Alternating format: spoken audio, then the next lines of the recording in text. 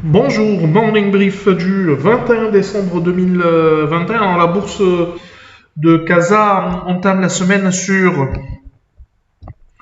une note négative avec un MASI donc qui recule de 0,37%, réduisant ses gains annuels à 17,42% depuis le début de l'année, dans des volumes qui sont importants surtout sur TGCC.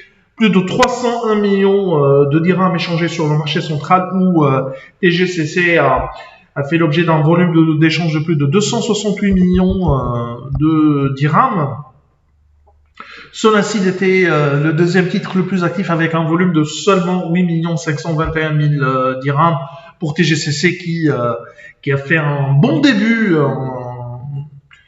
sur la cote de la bourse de Casa avec un cours qui affiche désormais une performance depuis son performance par rapport à son prix d'introduction de plus de 21,6%, autour de 21,7%.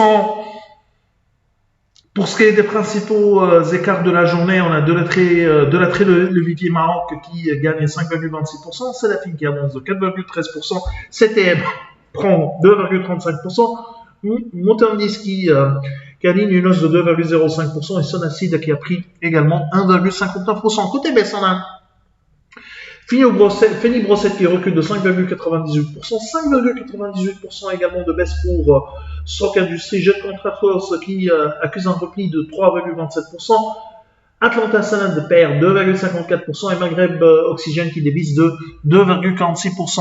On a Fitch Ratings qui confirme la notation souveraine du Maroc à W+, en maintenant bien sûr les perspectives stables. Cette notation, selon la note de Fitch Ratings, se base bien sûr sur une inflation relativement faible, une volatilité du PIB avant la pandémie, une part modérée de la dette extérieure dans la dette publique totale, c'est-à-dire une volatilité du PIB avant le Covid et une part modérée également de la dette extérieure dans la dette publique totale. Selon Fitch Ratings, le déficit budgétaire devrait se réduire à 6,3% du PIB en 2021 contre 7,7% en 2020, hors produit des privatisations. La reprise économique ayant entraîné une solide reprise des recettes. Cependant, les dépenses restent élevées en raison, bien sûr, des dépenses de vaccination et d'autres soins de santé, ainsi que du début de l'expansion des services sociaux 2021, selon la note de Fitch Rating, les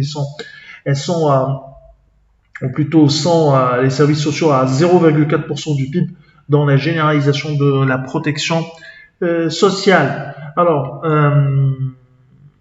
l'autre actualité concerne également l'inflation. Au mois de novembre au Maroc, bien sûr, qui a enregistré une hausse de 2,6%. Cette hausse résulte de la progression de 2,8% des prix des produits alimentaires et de 2,4% des prix des produits non alimentaires. En rythme mensuel, l'indice des prix à la consommation a progressé de 0,2%. L'indicateur d'inflation sous-jacente, c'est-à-dire hors produits volatiles et produits à tarif public, aurait connu une hausse de 2,9% en glissement annuel, 0,3% en rythme mensuel. Donc rien de surprenant ou pas de surprise côté inflation, c'était une progression attendue pour l'indice des prix à la consommation au Maroc au cours du mois de novembre. C'est tout ce qu'on a pour ce matin. Nous vous remercions pour votre attention et on vous donne rendez-vous pour demain matin. Au revoir, à demain.